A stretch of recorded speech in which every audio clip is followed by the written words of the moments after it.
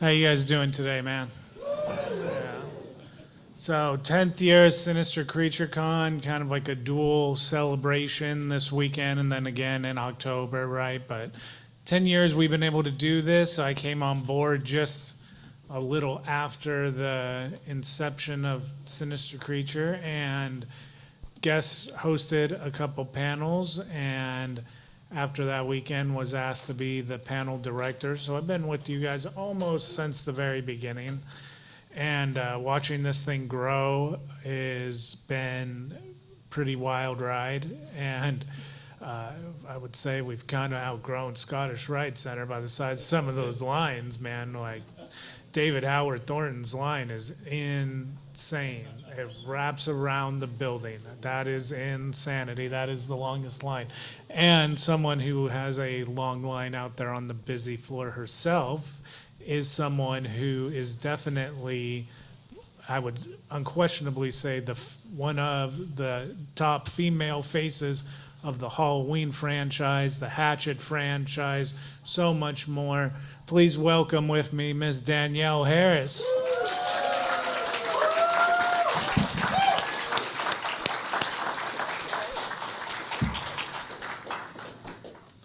Hi guys. How you doing? I'm doing great in this California weather that I missed so much since I left here. Oh man, It's so nice out today. Are you guys happy that it's not hot as hell here this weekend? Yes, Everyone's been talking absolutely. about how this is the coolest, coolest time I've ever been here during this particular convention. Yeah, man, this has been a awesome day weather-wise compared to last year. I want to say it was like, what, 105, 110? Yeah, this is heaven. God. And we can't be happier that you're here, so thank you for Thanks. coming. Sure. Thanks for having me back. Right off the get-go, I think it is really, really awesome to see someone who has really transcended a ton of different aspects of what it is to be an actress in the horror genre, because you start so young and then you revisit Halloween of all things later on in right. Rob Zombie's version, It's crazy. and you have done, we've watched you die, we've watched you kill, Yeah. and Which do you like better though? and some may not know, but you've even directed, which is cool. And so, on top of that, you've even conquered, I would say, being a horror podcaster. Your podcast, Yes. definitely well known with Scout, and you really are like an ambassador to the brand. So it's really cool to get to Thanks. talk to you. Thank you. Thanks for being fans. I wouldn't be able to do it without you guys, Yeah, and usually when someone comes into a horror franchise, in the second act of it, I always will ask the question, well, did you understand what you were stepping into? For you, you come into the second act of the Halloween franchise after they've decided to revert back, because there's the whole age-old Michael. story of Halloween 3 is beloved, but it was like the tester movie of maybe we're Right. going to do the Right. anthology thing. Nope, we're going back Yeah. to Michael, and here comes young Danielle. I just got lucky. It was like the perfect time to bring back Michael Myers, and I just so happened to be involved in it. But I think it could have been, anybody in that. But it definitely brought the love back to the Halloween franchise, that's for sure. It had been 10 years? Yeah. That's Yeah. crazy. Time for them to start over again, don't you think? Maybe not in 10 years, but. And, I think definitely at that time you're so used to the protagonist in the horror story being a teenage girl. So it's a different move to Yeah. have you so young. As cliche of a question as it is, did your parents let you watch Halloween at all, or did you have I no don't idea? think we even really thought about it.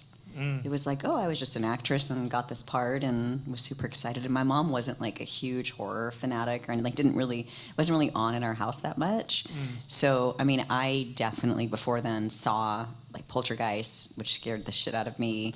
Piranha scared the shit out of me. There were movies, Gremlins. There were definitely movies that I was watching, some that I should not have been watching, just like all of you guys, which is probably why over the years I've thought aside from Michael Myers coming back, what was it about Halloween 4 that became like everyone's sort of go-to? Everyone's like, it's 4 and 1, or 1 and then 4, and then, Rob Zombies, or I don't know. It kind of moves around, depends on your age, really. Yeah, I totally forget where I was. Oh yeah, so I think most of like my fan base is people my own age. Sure. Sometimes they're kids, sometimes younger. But I think it's because you guys all were right around the age that Jamie was when you got your first peek at something that made you feel a certain way that felt weird, but like exciting, and your adrenaline going, and all of those things that were probably really new to you. Or you saw it when you were younger, and I was right, 10 and you were 6, and you were like, oh shit, that could happen to me. It was something that I think was different. So when I see the fan base, it's interesting that everyone's right around that 40s to 50s sort of sweet spot, depending on, when you were able to see it. And I think that has resonated, and able to, then you guys all started watching other things that I did over the years, and then kind of came back to it. So it's been an interesting ride and a view as an adult, kind of looking back on that stuff. But I had no idea what I was getting into. It's a really deep-cutted thing to hear you talk about, because that's really a good way of looking at, how strong the horror fandom is. Yeah.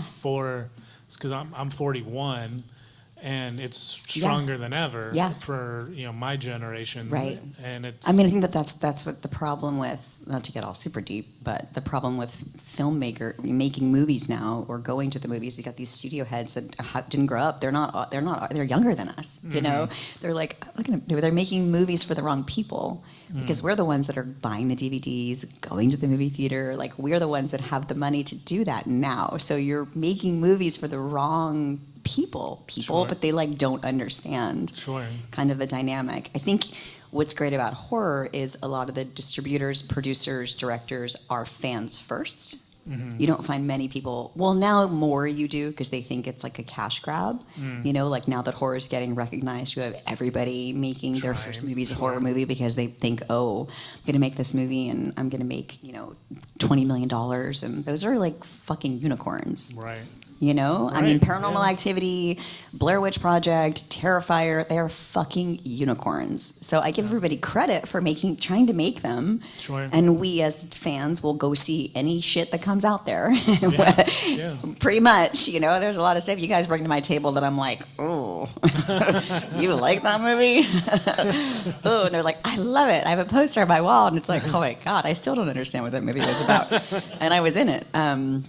But it's been interesting to kind of see it from the other perspective, because it has followed over the years. That this is growing and growing and growing. But if you think back, like I remember original like Fangoria conventions. I don't know if any of you guys ever went to any of that stuff back in the day, but it was like very small, niche sort of little world that we lived in, and now it's getting bigger and bigger. So I think it's cool to kind of ride that and figure out from a fan perspective, and also business perspective, and someone that respects the horror, and what you guys want to see as well as what we want to bring. I think that's what we've tried to do. Yeah, no, I definitely think that you guys have, and it's it speaks a lot to the guest list that's always here at Sinister. Like that's all, like everybody in our experience has been really good ambassadors to horror. For sure. There's always like the saying, don't meet your heroes. Yeah. And it's always... There's some of those sometimes, but there's not many left. They're extinct, or they're just, they stop doing them. And everyone, within the horror community, fans are stars. They're always so cool. Yeah. You have gotten this opportunity to not only watch it, from within evolve this whole time, but your roles that you play in the the original timeline or Rob Zombie's, both, they have such deep like character arcs. How was that for you both times around? Because in the original you have to be mute half the time. Right. I don't know if that makes it easier or harder necessarily. Oh yeah, I love not having lines. Are you kidding? I still don't want to do movies where I have to remember lines. I just am about to do a movie in July, and they called me to offer me the part, and I read it, and I said, I would love to work with you. I'm never going to be able to remember all this. Like, no matter what, I just can't. With the shooting schedules now that are like you're packing in like 15 pages of dialogue in a day, and there's like all this stuff. I'm like, oh my God, my brain, I don't think I could do it. It's different times now. And then with Annie, you really see like it really was kind of heartbreaking to watch as you and Scout have like this falling out, and then you spoiler alert, you bite the dust a little bit. But you go out like a champ. But how was that whole impact? Because Rob's movie is,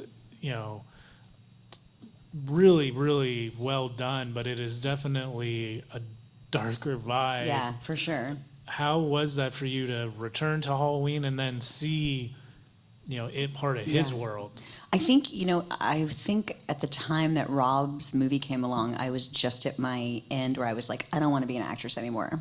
I don't think I want to do this anymore. It's too hard. It's too much. I want to do something else. It can't be the only thing. It was, still kind of transitioning. I was in my late 20s. It was like, okay, but I look younger, but I've been around for a long time at that point, and like, that's the curve where you're like, I go left or I go right now. Do I want to keep doing it, or because I hadn't done any horror movies in 20 years. I mean, I did Urban Legend, but that was really it. So I didn't have that sort of consistent support of the fan base that kept me going financially. Really, the only, because TV, you don't make any, well, I wasn't making any money. I think I was doing the Wild Thornberries then, but making $800 a week, like it was really hard. So I thought, I can't do this anymore.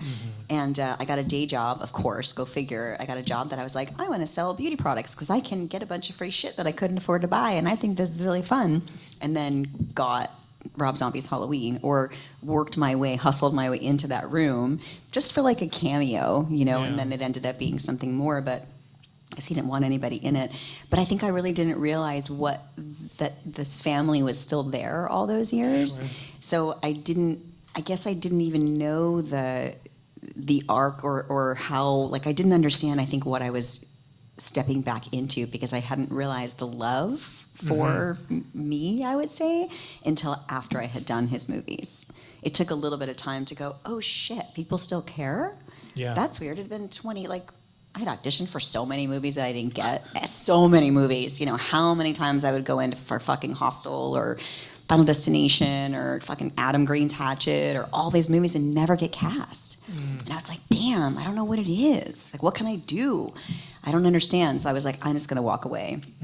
And then this came up, and all of a sudden it was like, holy shit, the love is still there, and people want to see me do stuff. And it was an opportunity to be, I guess you would say, like a movie star in my own little world. Sure. Where I couldn't get those meaty roles doing something outside of horror movies. Yeah. And then just started, Adam, really, like after Rob's movies, Adam was the first one to go, I want you to be the star of the movie. It was like, go back to how you were in Halloween. And it was like, holy shit. So that then brought something else onto it of like, oh, now she can handle these roles. Yeah. So it's been, it's been the hand that's fed me through the entire process. And creatively, I'm just now understanding like character arcs and story stuff and like digging in as an actor, which has been really, really fun for me to have that love be able to come back.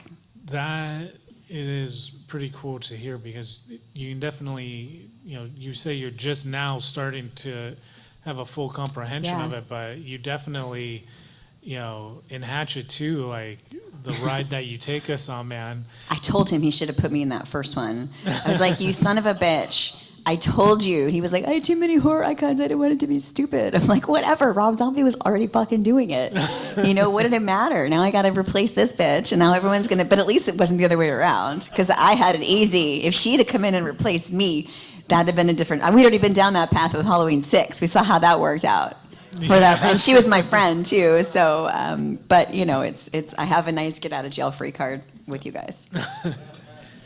Yeah, one thing that's fun to watch is you on social media with Kane, like posting different pictures of you guys at different cons, and you're there at the same time. Yeah. Like just watching you guys like mess around, like definitely like seems like a brotherly, sisterly. Yeah. He doesn't fuck with me. He doesn't. I'm the only one that he will not mess with. He got me. I'll tell you a funny story. If you guys, I don't know if you've ever heard this before. Because he likes to like scare people and do stupid shit on set, and so he's always stayed away from me. But I'm also not scared of him. You know. I mean, I'm not scared of the characters he plays. Kane, on the other hand, if he gets riled up, I would definitely run. I'd go get his wife is what I would do, because she can calm him down. But fuck, what was I just saying? See, this is mom brain. I don't know what this is. Brother and sister with Yes. So for like a good, I have a very strong sense of smell. If any of you guys listen to my podcast, Talk Scary to Me, I talk about this often. I don't know what it is, and now that I can't hear as well because I'm getting older and my eyesight's going, my sense of smell has gotten even more intense. And I'm like, this is crazy. It's like I feel like I'm in my first trimester of a pregnancy. Like I smell everything. It's fucked up. So it's good and it's bad.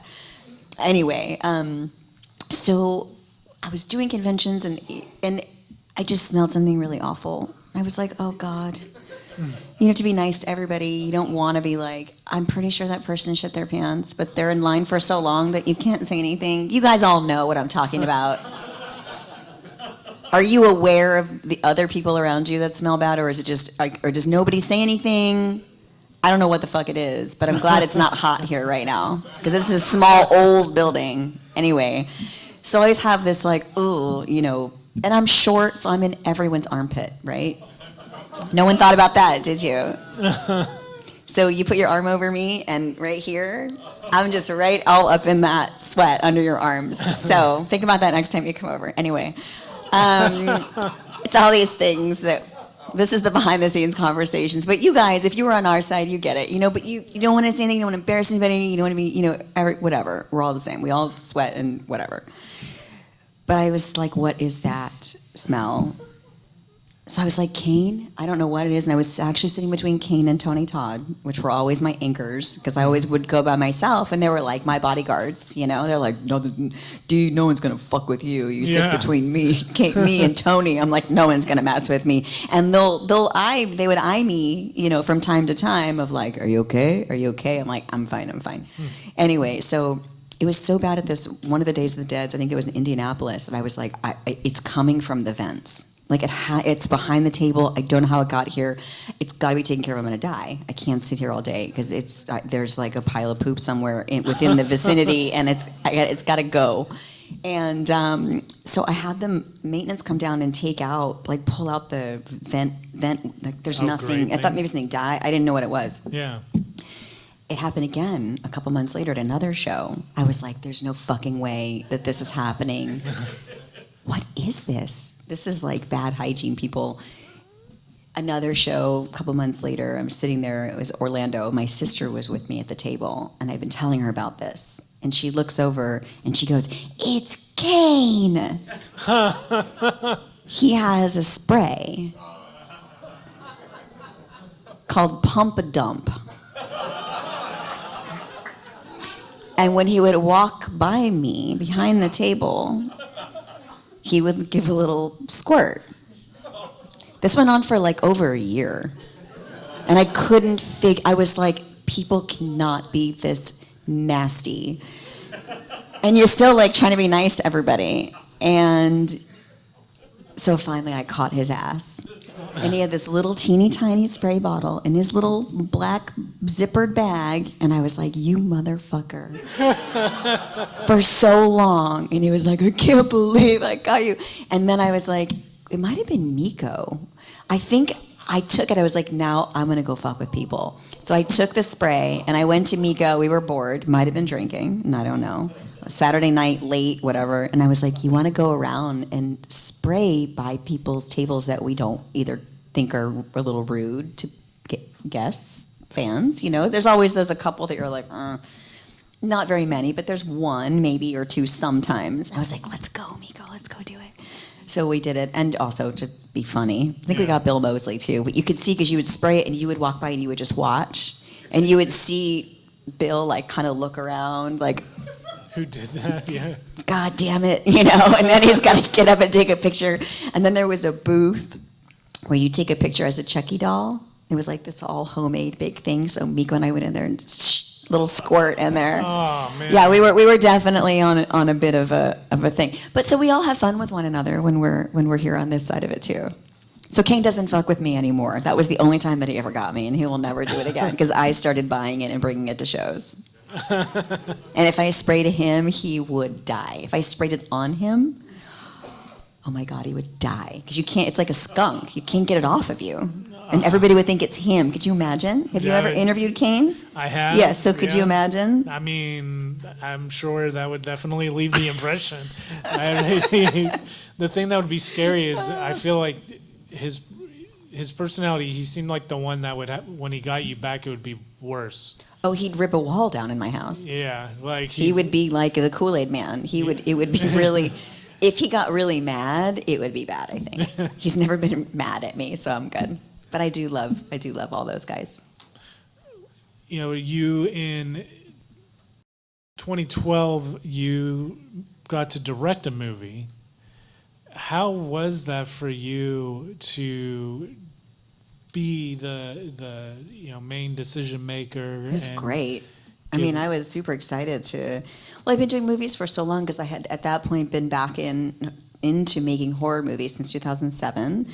And as I said, most directors are fans first, and a lot of new directors that may not want to give me direction because they're afraid to, or they just, they're fans. So they like Adam. It's a great example. He forgets that he's directing because he's so excited watching you on the monitor. It's like he's watching you on TV, and he's like, "Oh shit, I have to call action and say something." He's much better now about it. Yeah. But so a lot of the actors will tell you that do a lot of genre movies that a lot of times we're the ones that have to kind of step in as the seasoned, cast or whatever and help directors out with visual, stunt stuff, visual effect, special effects stuff, positioning certain, character things, certain, this would be cooler if this kill went like this, or I've done this before and that really worked and that might sell it better. Even in Rob Zombie's Halloween 2, Rob wrote it where I was in the bathtub, with water, up to my chin, essentially. And my neck was just, out, and then Scout would pull me out of the water, and then there was no nudity in that one, so it was like, well, how are we going to shoot it? Well, we don't show anything, and we're going to have to leave you in the water. I was like, this is so stupid. This is how I go out. I had no scenes with in the script, there was no scenes between Michael Myers and Annie. Yeah. There was nothing in the script. There wasn't even that throw around scene. We just did that on the fly because I was like, you're going to piss off a lot of people if you kill me and I'm the only one that doesn't die by Michael Myers. You never see him do anything to me. You see after. You got to have something kind of thing. So. Well, not only do you see it, man, you see it. You see it, and it's emotional. It is very, and from your death to the scene when she finds you, she's just holding you, screaming. Yeah. It is a very visceral, emotional sequence. Scout and I are I was her maid of honor of honor at her wedding, and we have our show together, and we have. It's taken us a decade to be of an age where we can understand one another because we do have a 12-year age difference between us. So now we're at that level where I see so much of me in her. It's crazy to me. So I'm able to kind of guide her and teach her stuff, and it's been really interesting. And if you listen to our show, depending on what your age is and where you are in your life, either you relate to me or you relate to her. It's kind of hard sometimes to you're I get what you're saying, I do not understand Scout at all, or yes, I totally get Scout. Danielle, you're too like this for my way of thinking. So now to do scenes like that with her and the bond we have in real life would be, I don't even know if it would be as good as that scene. It probably wouldn't be because it would be too much to go to that place for real. We just recorded the other day our show, and I was talking about that show, 4 Seasons. Anyone watch that show, 4 Seasons?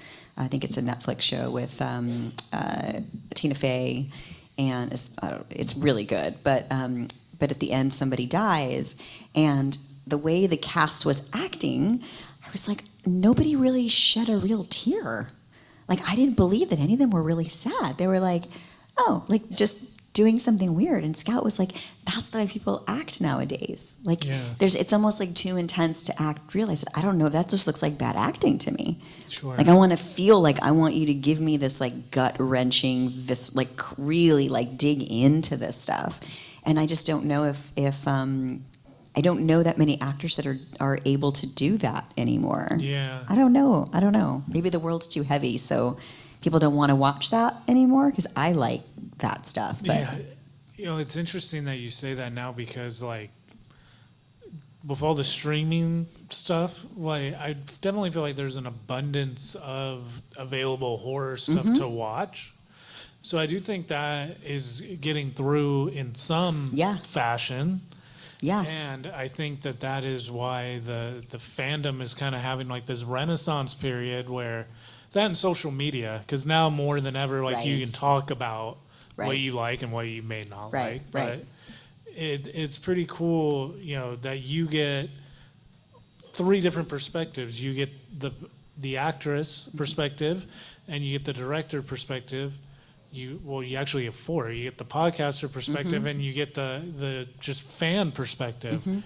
From all those perspectives, what is your kind of opinion of the genre and how it evolves, and where would you say it is currently? You know, every time I think it's going to go a certain way, it doesn't. So I'm a little bit scared with the AI stuff. You know, I was scared when VFX became a big thing. I was always film and practical effects. So to see that was like, oh, well, you know, I'm trying to think of it in a positive way. And I'm hoping that maybe at some point we get to go back and just the simpler the better kind of thing. There's so many cooks in the kitchen, and there's so much content, and there's so much stuff that I just wish it times were a little bit simpler, especially with horror. I wish it would just be like, I don't know, again, it could be age. Like, I just miss seeing my people do things. And we still are. But like, I saw a movie the other day, here actually was watching, it was called Split. It was some independent movie, and like Bruce Willis showed up at the end. I'd been hearing for years about him doing cameos in movies, but I was like, oh shit. So I'm also seeing that side of it, where like our horror icons are now, Bruce is not one of them, but you know, a lot of these us come in for like a day. Like, it's hard to, I don't want to do those like one scenes. Yeah. You know what I mean? Yeah. But it's nobody has any money anymore. Nobody has any time anymore. Nobody wants it. You know, it's like. But again, I appreciate everybody trying to make stuff at the same time. So I don't really know where it's going to go. I would love for it to stay grassroots and stay kind of smaller. But I also appreciate the attention that some of these movies are getting on a much bigger scale. Yeah. No, for sure. And it's, you know, it's interesting to see there be like the resurgence for even like the wide release horror films too. Yeah. And, you know, I think, you know, it's kind of cool to see Blumhouse or A24. I just get scared that they're getting so studio, you know, like. Sure. So we're like, there's such an abundance of stuff that they're making that it's like, you just don't go. A24 is different, you know. You're like, okay, it's an A24 movie, you know. Love Blumhouse's stuff, but it's like, I just wish there were less, so there were better quality. Wish there was less, you know, less movies made and more time spent on those movies. Yeah, that's a good observation, I think. Because then that's like running a studio. Like, Sure. let's really make the best work we can. It isn't just. But then you think about like, you know, people that make the most money are usually people that have small, like, car washes and, you know, mini marts, or like little, you know, kiosks in the whatever. Like, those are the people that are making all this money. And you're like, what about people that have, you know, I don't know, it's like selling a lot of cheap shit or having expensive stuff. Like, how do you survive in this? Yeah. Which side of it do you want to be on? Yeah, and that's one thing too about the independent scene. I think that you get a lot with like, you know, Shudder or Screenbox or whatever it may be. Are these movies where that's not necessarily a factor? They were made by people that were gonna probably make it regardless. Yeah. And they happen to make something good enough to get one of those companies' Yeah, attention. That's great. I mean, that's like thank God for those platforms. Right. You know, like the movie that I'm doing now, the director is solely doing it because he wants to get Shudder's attention, because he wants to make another movie that I'm attached to, that I've been wanting to make, but he doesn't have anyone to believe in him because it's a little bit of a bigger budget. So he's like, we're going to do this. We're going to get in front of Shudder.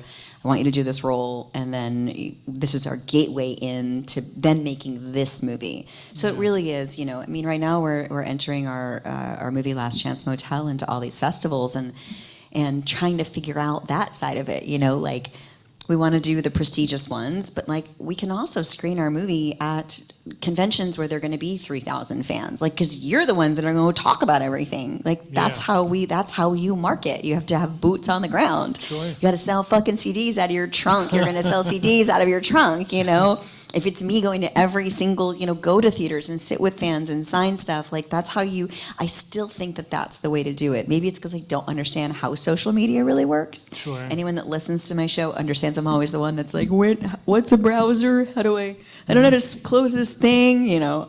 Either I can't see or I can't figure it out. So it's been an interesting journey to see how it's becoming. I just don't want then more studios that aren't fans and don't have this love of it start making stuff because it's profitable, because you always look down upon us and now you want to get in the game. So it's a little bit of go fuck yourself because it's just about business. Sure. You know, but then that also there's some great people like Jordan Peele, like that sneak in through that way that all of a sudden blow up and now they can do whatever they want to do in this world and do it really well. Yeah. So it's an interesting business, interesting time right now.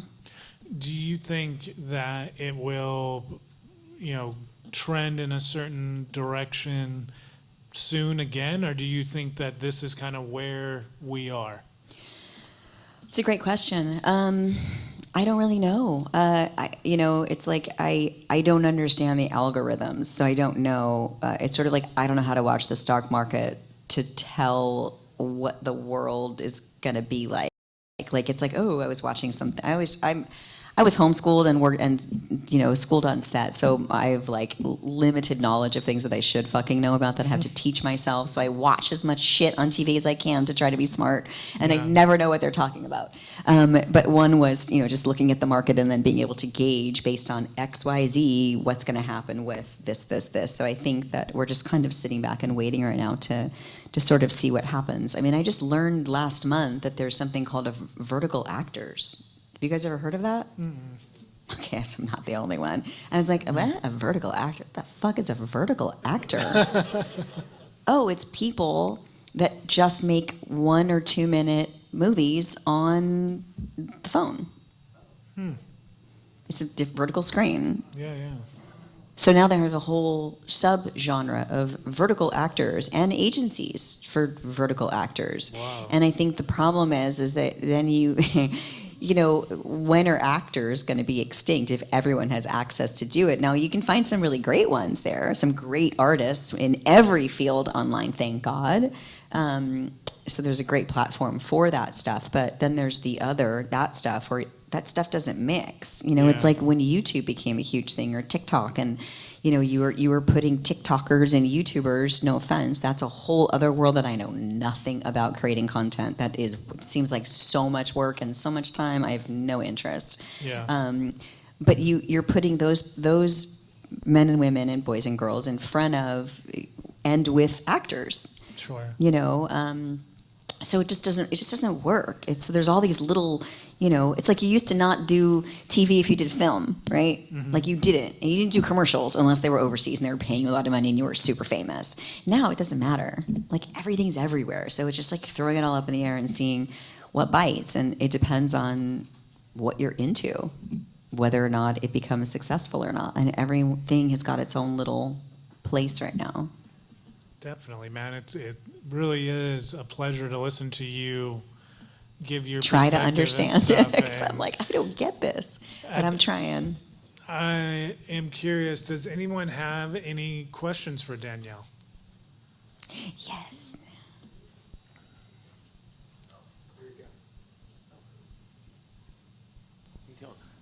She pointed that way. Oh, I'll go first. Okay.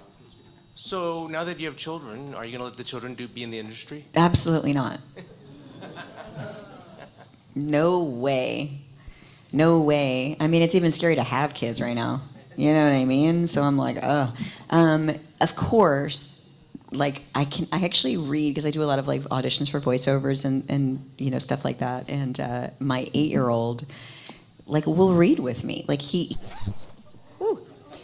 he's pretty good. They don't really want to, they don't really get it. Don't want to be in it. They've only one of my kids came on set when he was too young to remember, and I was just curious to see like what he would gravitate towards. I was like, please God, don't like be interested in talking to the actors. I know how hard this business is. I also am super traditional, and like if my kids want to make movies, awesome. If they want to do something where they don't want to be in front of the camera and be, it's just a weird thing to say, but a lot of men, I find, this is kind of to generalize it, that get in, they want to be actors or they become actors. There's just something about, it's like guys that want to be rock stars. There's a different kind of, I moved to Texas so my kids could like build shit and dig in the dirt and like be like no dude stuff. So I don't want them to want to be on television and be in a makeup chair and like be catered to and like think that everything's going to be, water is going to be handed to them. It's like, no, you're gonna do this life, and then you can figure it out when you're older. If you want to be in the creative arts, awesome. My younger one wants to be an artist. I'm like, great. I'm super supportive of that. But as far as like the business, definitely not when they're young. No way. I'm not driving their ass around. not like you have to go anywhere anymore anyway. I don't even drive my own ass around. Yeah, that's a whole. I did this. I was doing research for an idea that someone had brought to me about a script, and it was partially like I'm writing a book, and someone's doing a documentary on me right now. So it's been a crazy sort of. And what's weird about it is, it's like.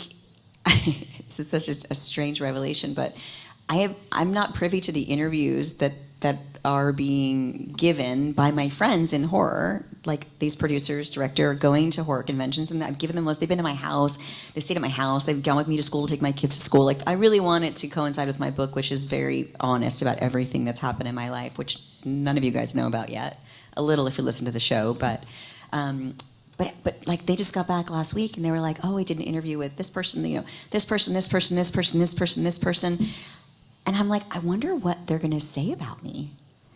Like I get to watch what they think of me as a person and as an actress and in horror and my real life. And I'm so curious to see what that is like. But so I've been sending all this stuff to this person that asked me to do this sort of biopic on me. And I was like, you really want to write a biopic on me?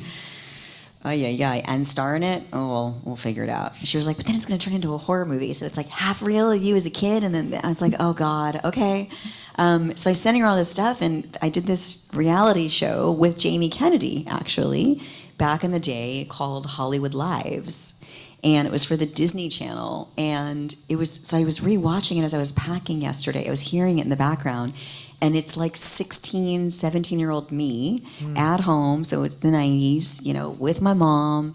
Typical like 90s house, fucking green walls, leather couch, other burgundy walls, some ugly wood dinette set. Like all the same Laura Ashley crap, all that shit that we had growing up from our mothers.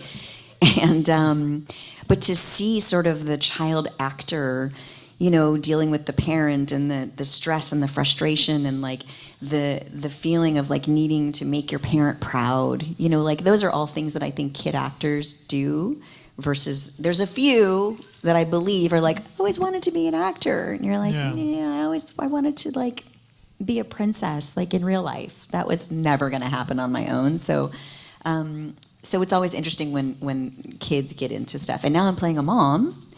So now I have kids on set in movies, and I'm the first one that's like, are you happy doing what you're doing? Do you like being an actor? Tell me about it. Does your mom and dad like you being an actor? Like wanting to know, like, is your kid really wanting to do this shit? Because this is fucking hard. Or is your parents wanting you to do it because it's a way to make a lot of money right now? Yeah.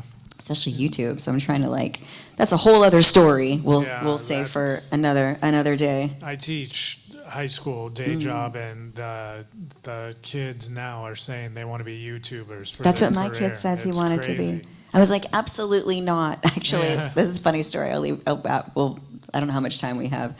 My kids apparently a couple months ago messaged my mother, and my mother called me and said, you need to figure out what Carter and Jagger are doing, because they just called me and said, Nana, I need you to subscribe and like my channel. Yeah, they don't have access to anything but my phone. So I was like, what channel? And they know, I hand my phone to my 8-year-old and I'm like, can you fix this for me? I can't get on I don't know how to connect your brother's iPad. Can you see if it's not they're like geniuses now with this stuff. I didn't have a computer in high school. I still used a fucking encyclopedia to write my book reports, Cliff Notes was like, ooh, right? And I'm noticing that more as we get older, but they created a YouTube channel where they would film themselves. They would film the TV in my younger one's room from the top of his bunk playing Fortnite. Playing Fortnite with the skin of Michael Myers. And I was like, oh no. Do not ever tell anyone you're talking to here, because one time my old one was like, look for something in the mail. I was like, what's coming in the mail? He's like, oh, my friend sent me something. It's like, what's your friend's? Your friend? Yeah, my friend from Fortnite.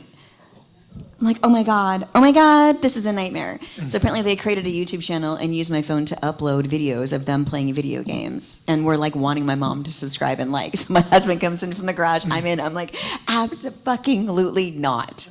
You are not gonna be, how many likes did I get? How many subscribers do I have? Like these kids, like you do not want to do this. You don't understand what this is. So they wanna be YouTubers until they realize what that means. Yeah. Yeah. I think we have time for like one more question. Hello. Hi. You were talking about child actors, and on your podcast, you used to hang out with a lot of them. Yes, I still do. There's one name that stuck out, and my sister and I used to grew up with him in Pittsburgh, California. Dante Bosco. Oh yeah, Dante. Did you have anything on him I could get when I come back? Was he a wild child? No, dude, Dante was always my dancing buddy. Like we would always go clubbing and like we would just dance all the time. I have pictures of him and I like dancing together at my 21st birthday. That's when like you would like grind on your friend. You know what I mean?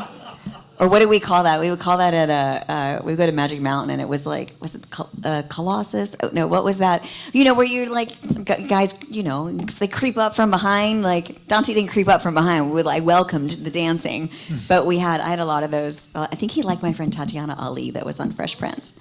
So you can be like, did you ever get to date Tat? I know you had a crush on her when you were like in your early 20s. Someone told me that, and he'll be like, oh man. Oh.